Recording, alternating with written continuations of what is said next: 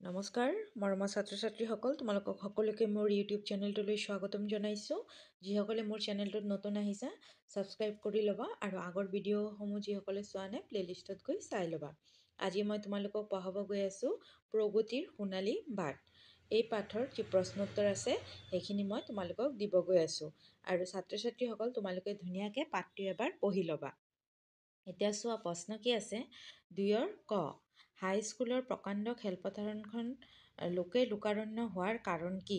উত্তৰ হ'ব হাইস্কুলৰ প্ৰকাণ্ড খেলপথাৰখন লোকে লোকাৰণ্য হোৱাৰ কাৰণ হ'ল অঞ্চলটোৰ মহিলাসকলে আত্মসহায়ক গোটৰ প্ৰদৰ্শনী এখন পাতিছিল। ঘ নম্বৰ, প্ৰদৰ্শনীখন কোনে পাতিছিল? উত্তৰ, প্ৰদৰ্শনীখন অঞ্চলটোৰ মহিলাসকলে পাতিছিল। মানুহে ভিৰ কৰা বিপণীখনত কি প্ৰদৰ্শন কৰা হৈছিল? উত্তৰ, মানুহে ভিৰ কৰা বিপণীখনত এৰী পলো পোহাৰ পদ্ধতি প্ৰদৰ্শন কৰা হৈছিল। ঘ নম্বৰ, অঞ্চলটোৰ মহিলাসকলে সৰু সৰু গোটত ভাগ হৈ কি উদ্যোগ গঢ়ি তুলিছিল?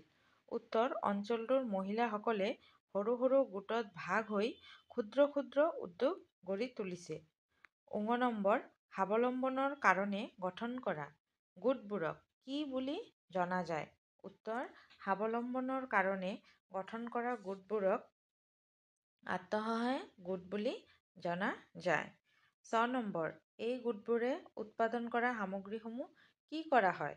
উত্তৰ, এই গোটবোৰে উৎপাদন কৰা সামগ্ৰীসমূহ সুলভ মূল্যৰ বিনিময়ত গ্ৰাহকৰ চাহিদা পূৰ কৰা হয়।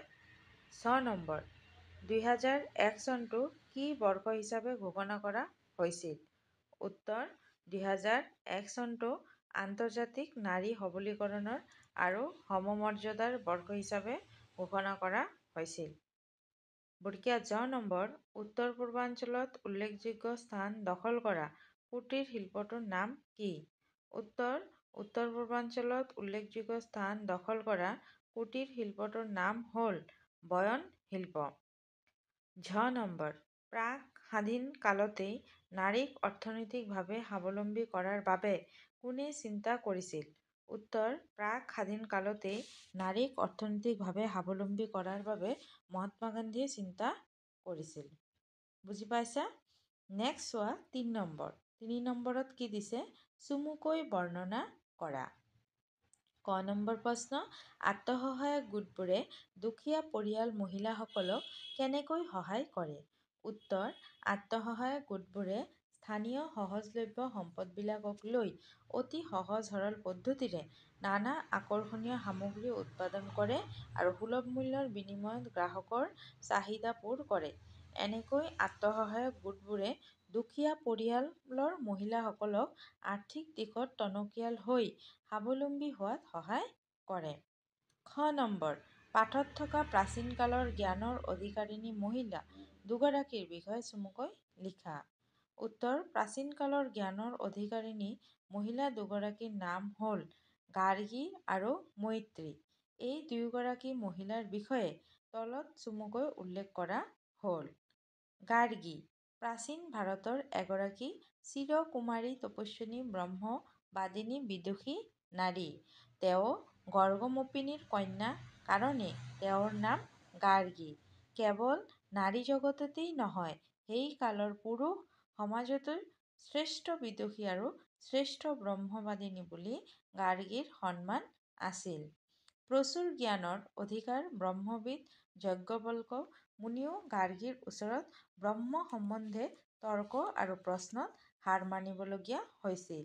মৈত্ৰী, এওঁ হ'ল মৈত্ৰেয় মুনিৰ কন্যা আৰু ব্ৰহ্মবিদ যাজ্ঞবল্ক্য ঋষিৰ জ্যেষ্ঠ পত্নী।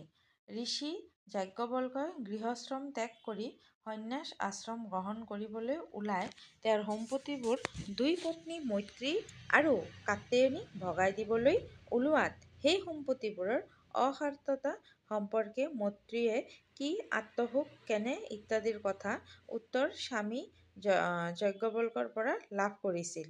প্ৰাচীন ভাৰতৰ নাৰী যে কিমান চৰম জ্ঞানৰ অধিকাৰিণী হৈছিল তাৰে শ্ৰেষ্ঠ উদাহৰণ মৈত্ৰী।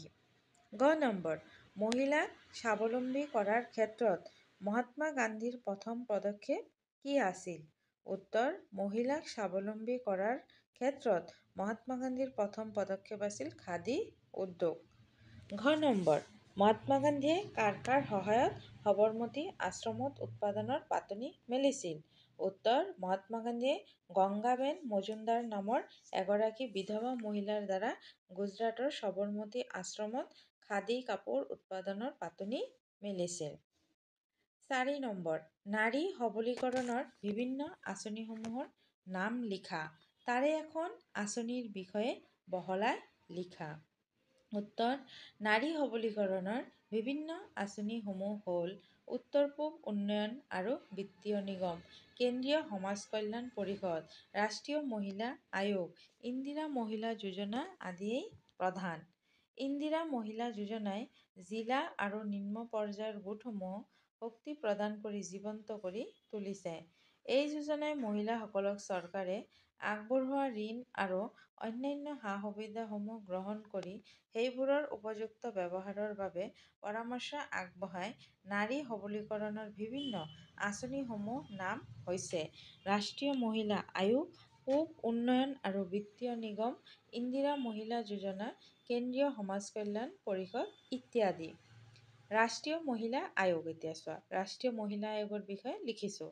ৰাষ্ট্ৰীয় মহিলা আয়োগ হৈছে ভাৰতৰ চৰকাৰৰ দ্বাৰা স্থাপিত এক সাংবিধানিক আয়োগ। ই ভাৰতৰ চৰকাৰৰ মহিলাসকলক প্ৰভাৱিত কৰা নীতিৰ বিষয়ে পৰামৰ্শ দিয়ে। ই মহিলাসকলৰ সাংবিধানিক অধিকাৰৰ বাবে কাম কৰে আৰু আইনী সহায় প্ৰদান কৰে। 1992 চনৰ জানুৱাৰী মাহত ভাৰতীয় সংসদে ভাৰতৰ সংবিধানৰ নিৰ্দেশনাত ৰাষ্ট্ৰীয় মহিলা আয়োগ, 1990 চনৰ বিধেয়কৰ জৰিয়তে ৰাষ্ট্ৰীয় মহিলা আয়োগ স্থাপন কৰে। ইয়াৰ ৰাজ্যিক পৰ্যায়ৰ শাখাক মহিলা ৰাজ্যিক আয়োগ বুলি কোৱা হয়। জয়ন্তিয়া পাটনায়ক ৰাষ্ট্ৰীয় মহিলা আয়োগৰ প্ৰথম অধ্যক্ষ আছিল। ইয়াৰ মুখ্য কাৰ্যালয় নতুন দিল্লীৰ দীনদয়াল মাৰ্গৰ নিৰ্ভয়া ভৱনত অৱস্থিত আৰু বৰ্তমান অধ্যক্ষ ৰেখা শৰ্মাৰ নেতৃত্বত আছে। ৰাষ্ট্ৰীয় মহিলা আয়োগৰ প্ৰধান উদ্দেশ্য হৈছে মহিলাৰ অধিকাৰক প্ৰতিনিধিত্ব কৰা। ই তেওঁলোকৰ দাবী আৰু উদ্বেগৰ বাবে এখন মঞ্চ প্ৰদান কৰে। তেওঁলোকৰ প্ৰধান বিষয়বোৰ হৈছে যৌতুক ৰাজনীতি, কৰ্মক্ষেত্ৰত মহিলাৰ সমান প্ৰতিনিধিত্ব আৰু কৰ্মক্ষেত্ৰত মহিলাৰ শোষণ ইত্যাদি। ৰাষ্ট্ৰীয় মহিলা আয়োগেও আৰক্ষী মহিলাৰ ওপৰত কৰা উৎপীড়নৰ বিৰুদ্ধে মাত মাতিছিল।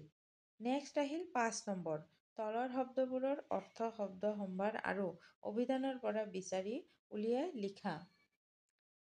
বিপণী, দোকান বজাৰ, ক্ৰেতা কিনোতা, সুপ্ত লুকাই থকা, অফুৰন্ত যাৰ শেষ নাই, টনকিয়াল, আৰ্থিকভাৱে সবল, সমমৰ্যাদা, সমান অধিকাৰ, প্ৰদৰ্শন দেখুওৱা কাৰ্য, স্বাৱলম্বী, স্ব-নিৰ্ভৰশীল, গঠনাত্মক গঠনমূলক, পদমৰ্যাদা, বিষয়ভাৰ গৌৰৱ, পদক্ষেপ ব্যৱস্থা গ্ৰহণ কৰা, আন্তৰ্জাতিক বহু জাতিৰ মাজত থকা, সকলো ৰাষ্ট্ৰৰ মাজত থকা। 6 নম্বৰ চোৱা, অসমীয়া শিপিনীয়ে কাপোৰত সপোন ৰচিব পাৰে। এই কথাষাৰ কোনে, কেতিয়া আৰু কিয় কৈছিল? উত্তৰ, অসমীয়া শিপিনীয়ে কাপোৰত সপোন ৰচিব পাৰে। এই কথাষাৰ মহাত্মা গান্ধীয়ে এবাৰ অসমলৈ আহোঁতে অসমীয়া শিপিনীয়ে বোৱা কাপোৰ দেখি স্তম্ভিত হৈ মন্তব্য কৰিছিল। 7 নম্বৰ, বুজাই কোৱা আৰু লিখা। আত্মসহায়ক গোট আৰু ইয়াৰ কাম-কাজ। উত্তৰ, দুখীয়া শ্ৰেণীৰ ৰাইজৰ দ্বাৰা স্বেচ্ছামূলকভাৱে গঠিত এটি গোট। এই গোটৰ সদস্যসকলৰ আৰ্থিক অৱস্থা একে পৰ্যায়ৰ হয়। তেওঁলোকৰ মাজত মিলা-প্ৰীতি, সদ্ভাৱ থাকিব লাগে। গোটবোৰ প্ৰতিজন সদস্যই উপাৰ্জনৰ ৰাহি ধন সাপ্তাহিক বা পষেকীয়া বা মাহেকীয়া কিস্তিত জমা কৰি এটা সমূহীয়া পুঁজি গঠন কৰে। প্ৰয়োজন অনুসৰি অভাৱী সদস্যলৈ এই সমূহীয়া পুঁজিৰ পৰা ঋণ দিয়ে।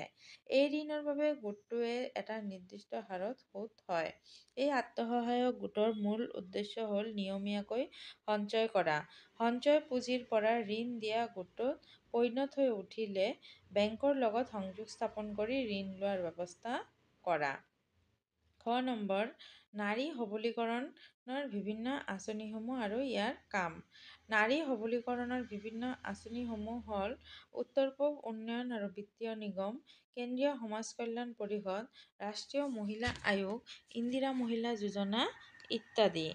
এই আঁচনিবোৰৰ কাম হ'ল নাৰীক স্বাৱলম্বী কৰি গঢ়ি তোলা আৰু তেওঁলোকৰ অন্তৰৰ সুপ্ত প্ৰতিভা বিকশিত কৰিবলৈ সামাজিক স্বীকৃতি আৰু সহযোগিতাত আগবঢ়োৱা। গ নম্বৰ, কি কাম কৰি মহিলাসকলৰ স্বাৱলম্বী হ'ব পাৰে? উত্তৰ, মহিলাসকলে বিভিন্ন ধৰণৰ কুটীৰ শিল্পৰ জৰিয়তে স্বাৱলম্বী হ'ব পাৰে।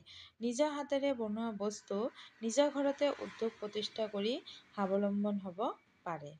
ঠিক আছে। নেক্সট, অৰ্থৰ পাৰ্থক্য দেখুৱাই বাক্য ৰচনা কৰা। মানে নাৰী আৰু নাৰী, এটা আছে ৰ দীৰ্ঘইকাৰ, এটা আছে ধৈৰ্য দীৰ্ঘইকাৰ। এই ধৈৰ্য আৰু ৰ দীৰ্ঘইকাৰ এই দুইটাৰ মাজত পাৰ্থক্য আছে। সেই বাকী বস্তু যেনেকুৱা আচল আচল, লক্ষ্য লক্ষ্য, এটা আছে জীয়কাৰ আৰু এটা আছে এনে ক্ষয়। তো প্ৰতিটোৰ অৰ্থই বেলেগ বেলেগ। সেই অৰ্থবিলাক বেলেগ কি হয়, নাৰী মানে হৈছে মহিলা আৰু এটা নাৰী মানে হৈছে নাৰী দুৰী। তো এইবিলাক দি শব্দৰ অৰ্থ লিখি বাক্য ৰচনা কৰিব লাগে। তো মই খুব ধুনীয়াকৈ বাক্য ৰচনা কৰি দিছোঁ।